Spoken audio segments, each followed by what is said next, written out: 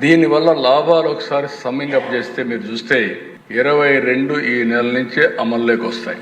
దసరా రోజున simplification tax slabs nil 18%. This is first benefit. Relief for house holds and middle class పెద్ద ఎత్తున relief వస్తుంది. అదే మరి అగ్రికల్చర్కి గ్రీన్ ఎనర్జీకి బూస్ట్ వస్తుంది. 2 లక్షల కోట్ల రూపాయలు ఎకానమీకి అడిషనల్గా యాడ్ అయ్యి ఒక ఊపు వస్తుంది. సింప్లిఫైడ్ కంప్లైన్స్ వల్ల ఈ స్లాబ్స్ అన్ని తగ్గిపోయి కాంప్లికేషన్ లేకుండా లిటిగేషన్ తగ్గిపోతుంది. Enhanced transparency for consumers and business everybody clarity ఉంటుంది. ఈ వస్తువు ఇంత పే చేయాలని. ఇంకొక పక్క increased efficiency with faster refunds.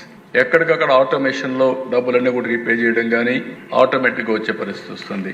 ఇది ఎకనామిక్ గ్రోత్కి స్టిమ్యులేట్ చేస్తుంది. ఇంకో పక్క బెనిఫిట్స్, ఎఫిషియన్సీ, ట్రాన్స్పరెన్సీ ఇవన్నిటి వల్ల గ్రోత్ ఆటోమేటిక్గా పెరుగుతుంది.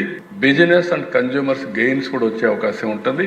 ఓవరాల్గా ప్రతి ఒక్కరికి లాభం. ఒక వ్యాపారం చేసేవాడికి ఈజీగా వ్యాపారం చేయొచ్చు, వినియోగదారుడికి ఈజీగా తక్కువ ధరకు అందుబాటులో ఉంటుంది.